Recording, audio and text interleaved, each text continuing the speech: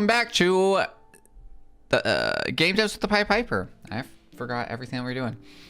So next game up on our list for today, and the last one of the day, is a Spaceship accident. I was told that this is about a 30-minute run, which is good because I gotta get ready for bed because I got work tomorrow here in the next hour or so. So hopefully it doesn't take too long.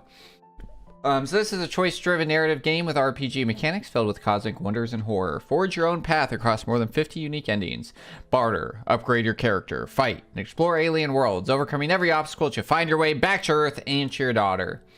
To refresh everybody on what we think a great decision-driven sci-fi RPG is, starts with meaningful player choices. Every decision needs to have consequences, and they need to be important. If you're making me make choices just for the fact of making choices, remove them. You're wasting my time and everybody else's time. Didn't we just go, Chads? What are you doing, PiPiBot? My goodness. Oh, that was the end of it. Gotcha. Secondly, branching narrative. If we are going to make a choice, it needs to lead to more choices and differences. Don't just like keep bringing us back and out and everything because it doesn't mean anything at that point, you know? Character development. Make my choices make our character change. If my choices have no impact on the character, it's useless. World building.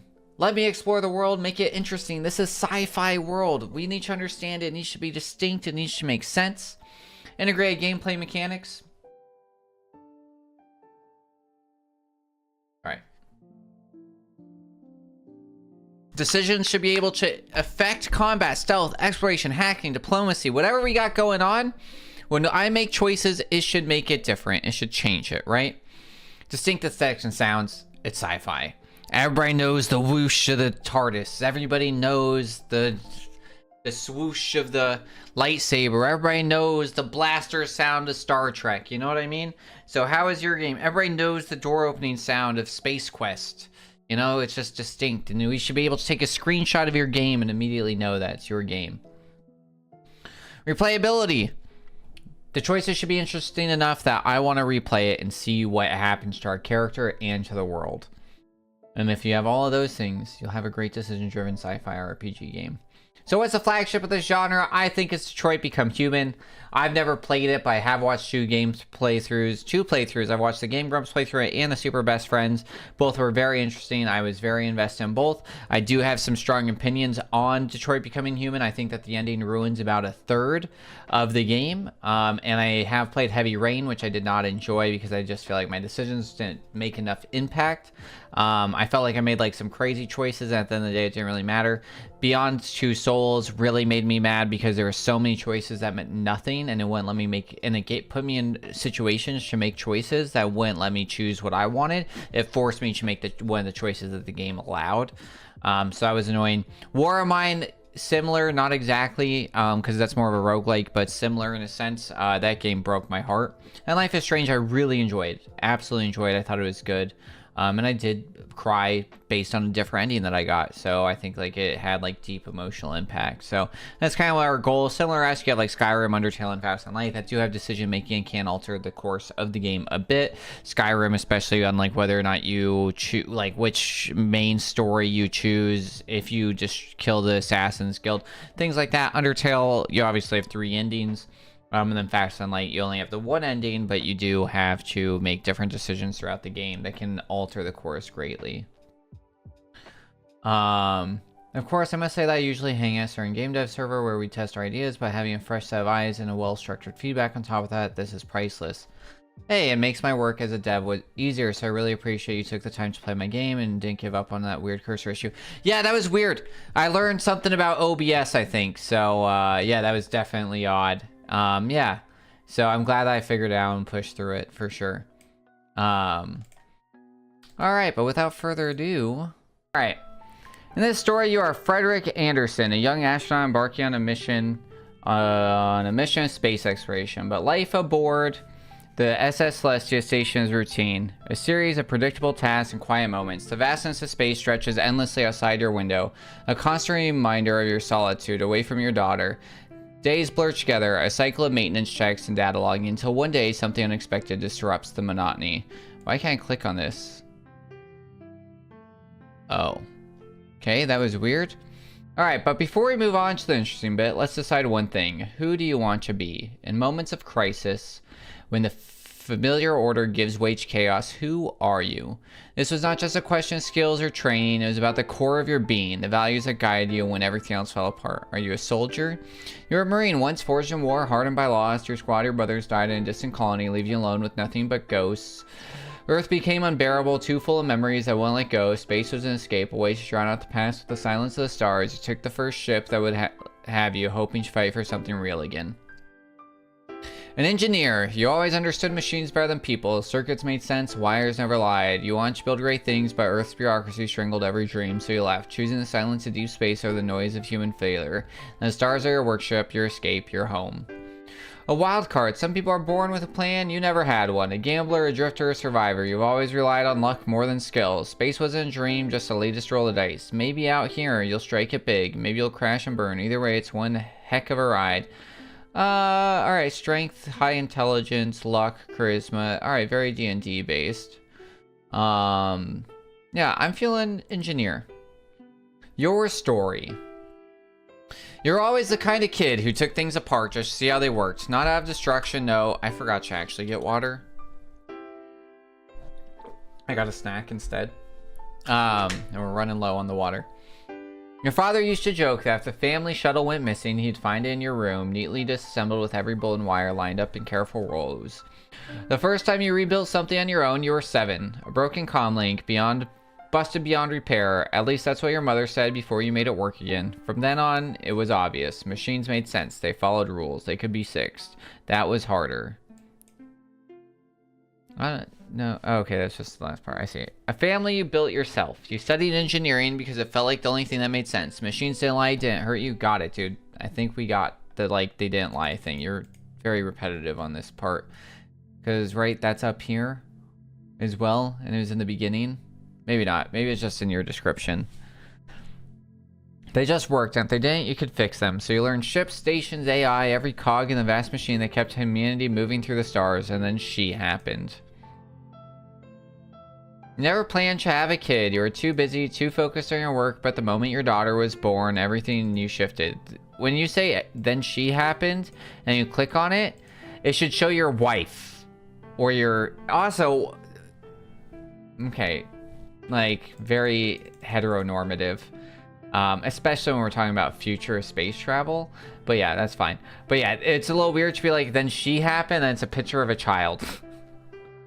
The moment your daughter was born, everything you shifted. Suddenly, machines weren't the things worth fixing. Suddenly, you had something real, a family, a future, a reason to look up from your schematics and see the world around you. She was your gravity, your constant, and so, for the first time in your life, you stopped running. The ground beneath you breaks. You built a life, quiet, stable. You work as a ship engineer in corporate outposts, fixing freighters and long haulers, making just enough to keep her fed, keep her safe. You promised yourself that she'd never have to grow up wondering if she mattered more than your work. Unless you mean your daughter just happened, which then that makes no sense. Because then that's very confusing. How did that happen? Just magic?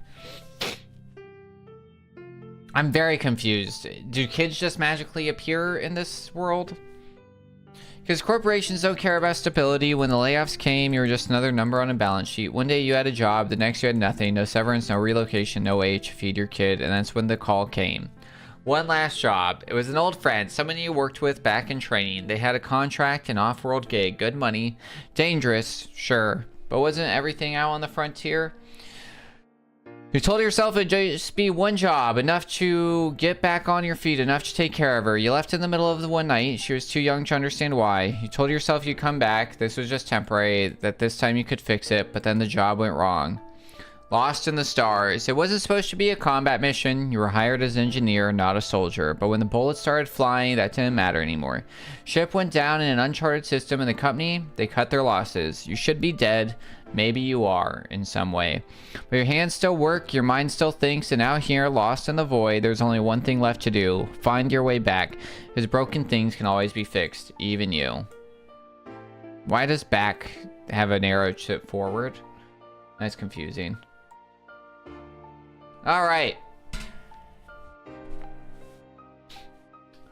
As you awaken from your slumber, the familiar hum of the ship's engine fills the air, accompanied by the dim, pulsing lights of control panels casting an otherworldly hue across the cabin.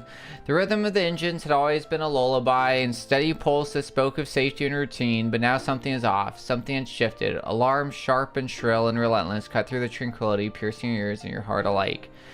Memories come in fragments like the shreds of dream dissolving in the harsh light of reality. The camaraderie of your crew, the shared excitement of venturing into uncharted space, the distant laughter that seemed so far removed from the present chaos. There were the images that anchored you, that reminded you why you were here, but they felt like they belonged to someone else, someone far away from the alarms, the warning lights, the impeding sense of doom. You sit up, your body tensing with adrenaline, instincts kicking in. The emergency light flickers erratically, causing erratic... We're gonna use erratic twice like that? Okay, that's a choice. Is that you? Shadows that dance across it looks like somebody from Ratchet and Clank. It looks like the bad guy from Up Your Arsenal. You know those patterns, the rhythms of the safety, the routine of order, and you know Dr. Nefarious or something? When you shatter, you put your hand on the hole and your guts tell you everything you need to know. Something is terribly wrong and the shield feels like it's on the brink of falling apart. Your training takes over, muscle memory guiding your actions even as your mind races to catch up. You rise from your bunk, each step deliberate, each breath measured, the chaos threatens to pull you under, but you refuse to give in. This isn't the first time you face danger and it won't be the last, but this is different. This is your ship, your crew, and you have a right to make it right. That seems weird. You reach for your uniform, the fabric familiar against your skin, grounding you in the moment. You are not one to back down, not one to give in to fear. You are a pioneer, a seeker of knowledge, a navigator in the endless sea of stars. And right now, you are the only thing standing between order and chaos. I don't think that they're a navigator, they're an engineer. This is a weird sentence in context. With a spark of determination, you step into the corridor, the alarms growing louder. The lights more frantic, the journey ahead is uncertain, but you are ready. You're driven by an insatiable curiosity, by the need to uncover the mysteries of the universe, and nothing, not even the collapse of your ship, will stop you. Alright, let's try to stabilize the ship. Your heart pounds like a war drum, each beat echoing, or are you literally by yourself? Your whole crew's dead? So then I guess you are a navigator, maybe? I thought we were going back to when we were in battle all of a sudden. As you lunge through toward the control panel, your fingers fly across buttons, tapping switches, adjusting dials, all in desperate attempt to steady the ship. The alarms scream a cacophony of urgency that cuts through the static-filled comms. The red glow of warning lights bathes everyone in a sinister hue, casting long, jagged shadows across the walls on the floor, probably left due to sheer panic. You find a map of the galaxy. Cool. None of this means anything to me. You look at the map near the space station. There you see a planet. You wonder the possibility of discovering new life forms of intelligence and beauty. Despite your frantic efforts, the ship continues to sense chaos. It lurches and groans as if crying out in agony. Systems buckling under the strain. The height in the cabin rises, beads of sweat trickling down your forehead, mingling with the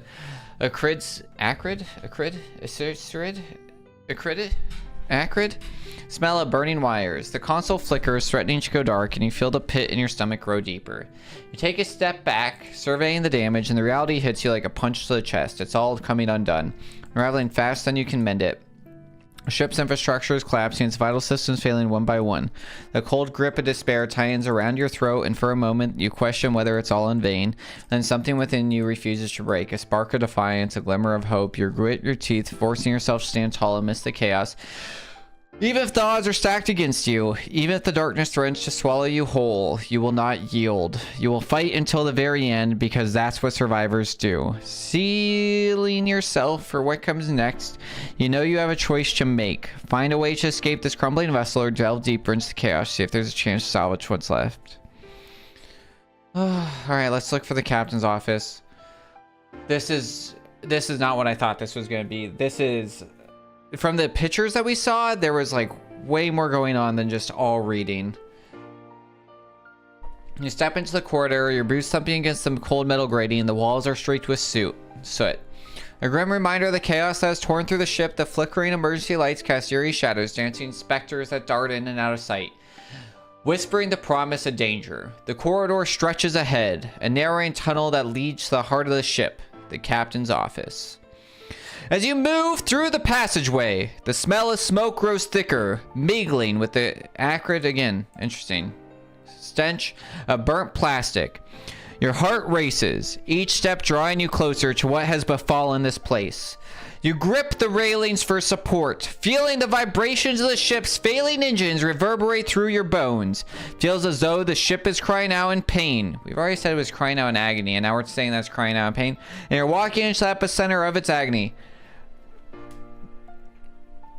Got it, dude. The door to the captain's office hangs ajar, the metal bent and scorched, as if it had been wrenched open by some violent force. You push it with your shoulder, the hinges growing in protest, and the doors swing inward with a mournful creak. Inside, the scene is nothing short of a nightmare. The room is in disarray, the furniture upended, papers scattered like dead leaves in a storm. The captain's desk is shattered, splintered wood and shards of glass littering the floor. But it's the blood that catches your eye. A dark smear against the wall leading to lifeless form slumped in the corner. The captain, a formidable presence in life, now reduced to a grotesque display of violence. His body is twisted, the face unrecognizable beneath the mangled flesh. As you observe his body, something catches your eyes.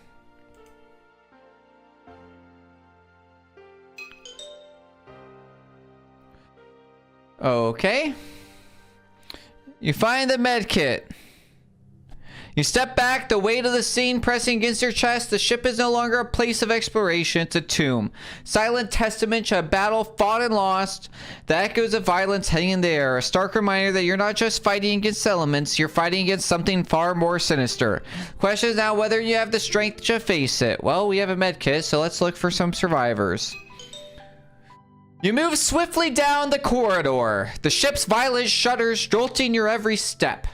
The groaning metal of their Dude, really? Alright, hold on. Let me make sure I'm saying this word right. I understand what it means, but it's one of those words that you just read all the time. Acrid. Cool. The acrid scent of smoke fill the air, mingling with the distant cries for help. It feels like the vessel is fighting against you, buckling and collapsing as if to bury its secrets forever. But you press on, drawn by the faint hope that someone, anyone, might still be out there. The devastation is immense. Sparks rain from broken conduits and wires dangle like ghostly tendrils.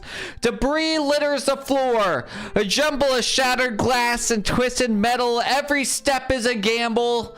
The ground beneath you unstable, shifting, a reflection of the chaos consuming the ship.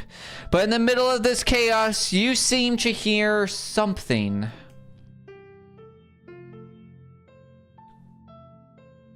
You hear a voice. Why do I need to see the dice roll? Why is that relevant? You hear a voice, a faint, strangled cry from somewhere ahead. It spurs you on, your heart pounding with urgency. The corridor narrows, the walls warping, forcing you to crouch and navigate through the wreckage. The smoke grows thicker, obscuring your vision, but you push through, following the desperate sound.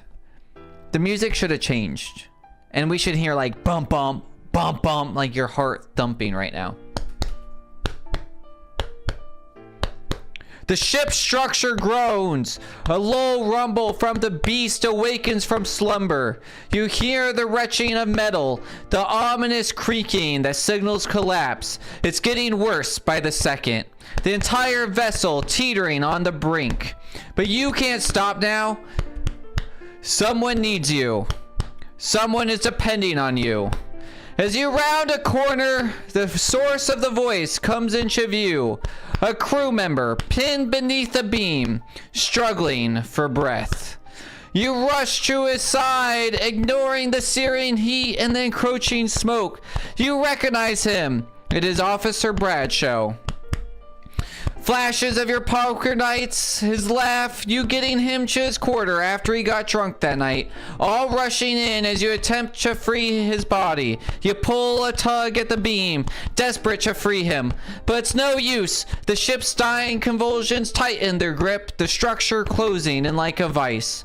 Do you abandon him to save yourself, or do you stay with him till the end? All right. Triage says leave him. Triage says leave him. Humanity says stay. The alarms grow louder. They should be growing louder. Have the music. Wah, wah, wah, wah, wah, wah, wah, wah, wah, wah. The alarms grow louder, more frantic. The ship is collapsing. You know there's no time left. That this is a fight you cannot win, but you refuse to let go. Why do I need to see this happen? This should happen during it loading. You keep pulling, hoping against hope. That seems like a weird sentence. That you might somehow change, hoping against fate, maybe? That somehow you might change the outcome. The heat becomes unbearable, the smoke choking, and you realize this is it. The ship has sealed its fate, and with it yours. The last thing you hear is a final, ear-splitting groan of metal as the corridor collapses around you, and then there's nothing but darkness. And inside the darkness begins a new beginning. You've reached ending 3 of 54. That should have gone black. Screen should have gone black. You have died. You've only reached 3 out of 54. We're gonna be in legit. I saved it. I saved it.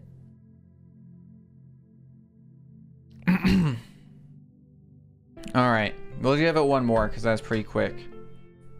This is not what I expected at all.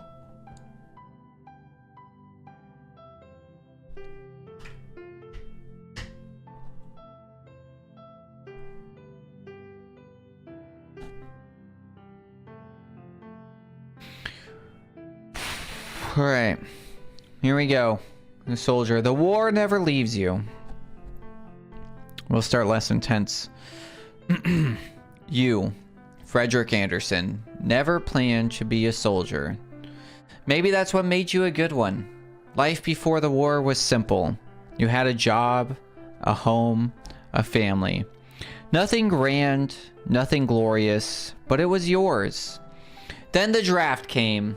Some backwater conflict on some forgotten planet.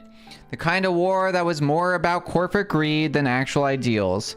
It didn't matter. The moment your number got called, your life before the war ended. You learned quickly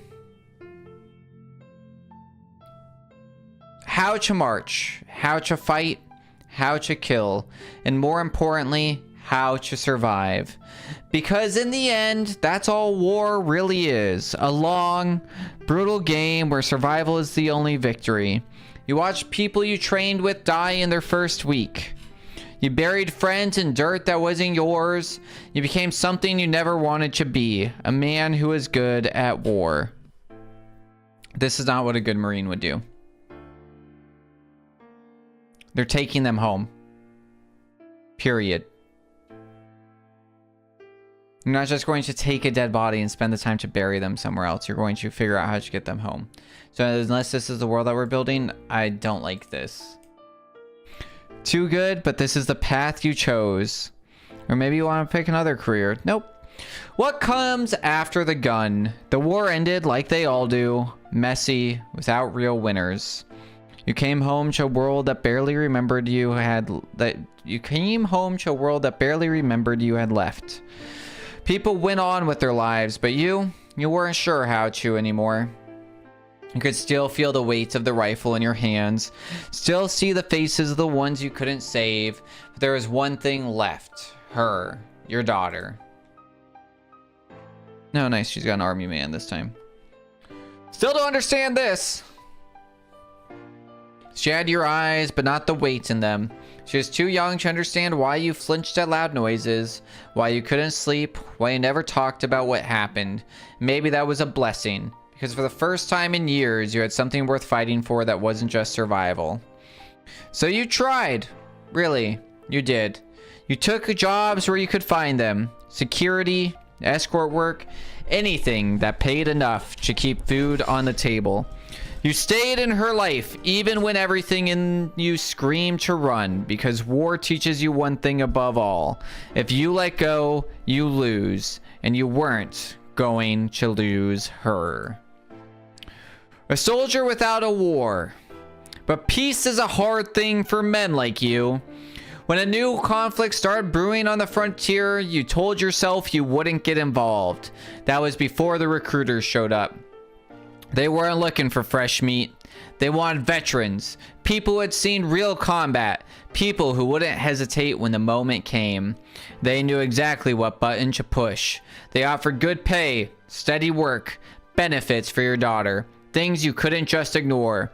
You told yourself you'd only sign on for a short contract, just enough to secure her future, and maybe that would have been true if the job had gone the way it was supposed to. It didn't. The final mission. You weren't supposed to be in the sector when the fighting broke out. The company was plausible deniability, so they left you where things went south. You barely made it out alive. Your unit didn't. And when you sent for extraction, the only response you got was silence. So you did the thing you could. You found a ship, got off world, and kept going. You told yourself you'd find a way back, that you'd see your daughter again, but deep down, you knew the truth. You've been abandoned. And now, drifting through the void, you only have one question left. Was this your last war, or just the start of another one?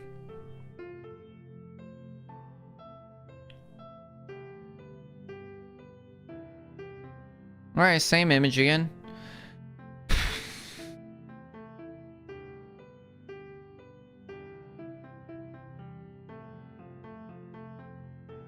Tell yourself this is a bad dream. You close your eyes, pressing them shut against the rising tide of alarms and flashing lights. It's just a bad dream, you tell yourself. A vivid hallucination born of a restless sleep. You've had these before. Nights when the silence of space becomes too much. When the isolation seeps into your mind and weaves its own nightmares. Surely this is one of those nights. A passing delusion that will fade if you just ignore it long enough. The alarm grows louder. Sharper, like a chorus of banshees screaming into the void. The ship lurches beneath you, a violent shudder that shakes your bones and rattles your nerves. The walls seem to close in. The once familiar cabin, now an alien landscape of shifting shadows and distant sounds. You open your eyes, hoping to see the calm of your quarters, the gentle glow of the control panels, but instead you find chaos. The emergency lights flicker like dying stars, casting erratic beams that dart across the walls. The floor trembles, the bulkheads groan. You feel the ship straining against the pressure building within. I'm still confused because, right, we're in our own ship after this, but this feels like the same thing that happened last time where we found the captain's quarter and people are dead, and it's like, what? So did the... I'm confused in the narrative of both of our stories so far, of what's going on. This is no dream. This is real. What's this button do? No idea? Cool. Okay. It's falling apart. The gravity of the situation hits you like a punch to the gut. Ugh. A surge of adrenaline that jolts you awake. Can't afford to ignore it any longer. The ship is in crisis and you don't act now. There's no telling what might happen. The chaos threatens to swallow you whole, to drag you down into the depths of oblivion. But you are not one to give in to fear. The fear is there, clawing at the edges of your mind, but you push it aside. You can't afford to hesitate, not when the ship and your life hang in the balance. The urgency is palpable, a visceral force that drives you to your feet, that sends you rushing out of your quarters and into the corridor. The ship is failing, and you have one last chance to react. The question is, will you have the courage to face it? Yeah, we're going to stabilize this. Your heart pounds like a war drum again, each beat echoing through your ribcage as you lunge towards the control panel. Fingers fly across the buttons, tapping switches, adjusting dials, all in desperate attempts, because it said the option to do the other thing, right? Like, yeah. We're going to hit the captain's office again. And now we're going to look for survivors. We hear something. It's 8 again, so now we abandon him. And we're dead again. Let's assess the ship.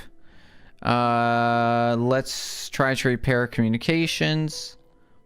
This is so much to read. I was not ready for this, dude. I definitely thought this was going to be like more plain. Like, this is... Alright, we reached 39. Yeah.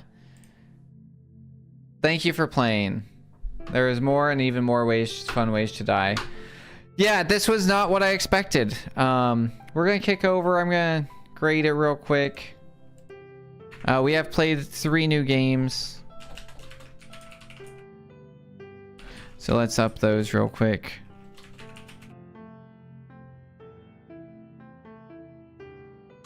All right. How do I get out of here? My goodness.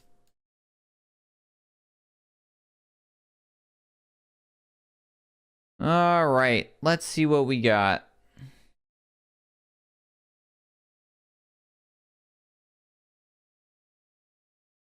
Everything's flipping out. Everybody was kung fu fighting. All right, 127 games on stream. All right.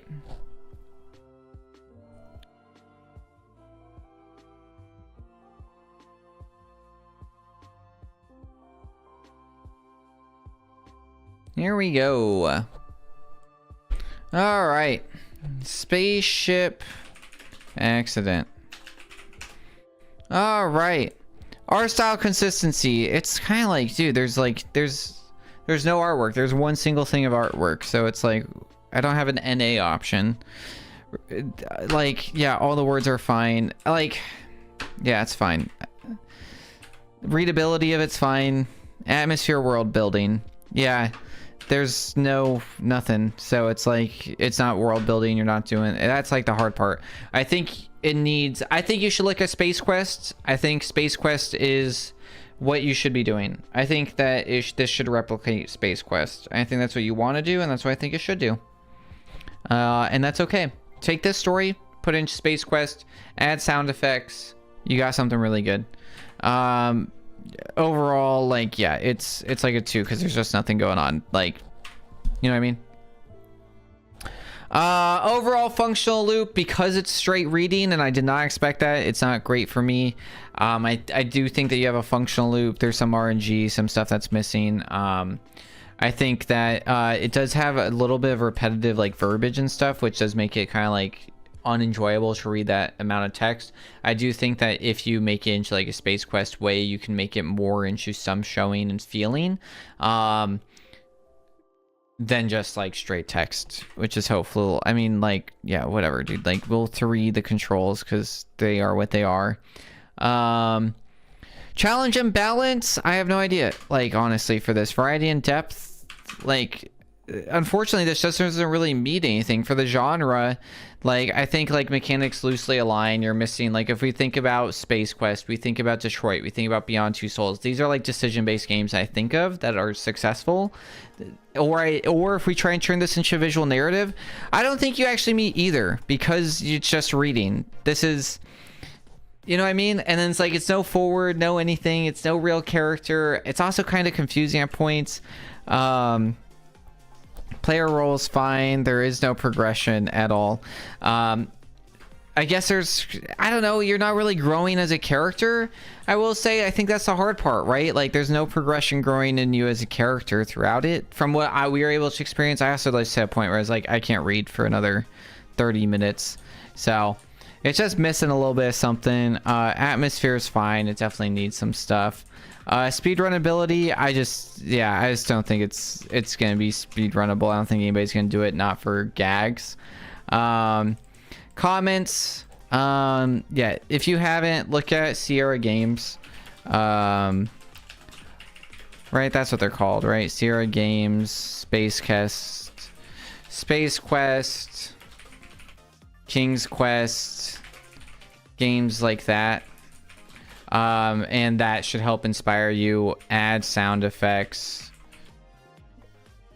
Don't double use words. The daughter situation is confusing. Like, how? Like, it just seems weird. Those are the big things for it. That's about all I can do. I gave it like 1.5 playthroughs. I will say that we did officially beat that game because we did hit the ending, so I will do a beat plus on that. But yeah, I think that's just kind of what's needed over there, is going to be a bit of fix for sure. And just something more. I think as it stands right now, I think it's just a book. You know, it's kind of like you could release this as one of those books that it's like, now turn to page 95, and that's what it is more than anything else. It's not an interactive novel. Like, you can argue it's an interactive novel, but it's not your definition of, like, when you think of, like, the anime, like, romance novels and stuff, like, because you don't even have characters. There's nothing dynamic going on. So it's very, very, very basic. And just, you know, it needs a little bit more to keep people attached. But yeah, thanks for sharing. I hope that's able to help get you somewhere. I think if this was built like Space Quest or King's Quest, it'll be super interesting and really fun. But let's find a beautiful person to raid over to, y'all.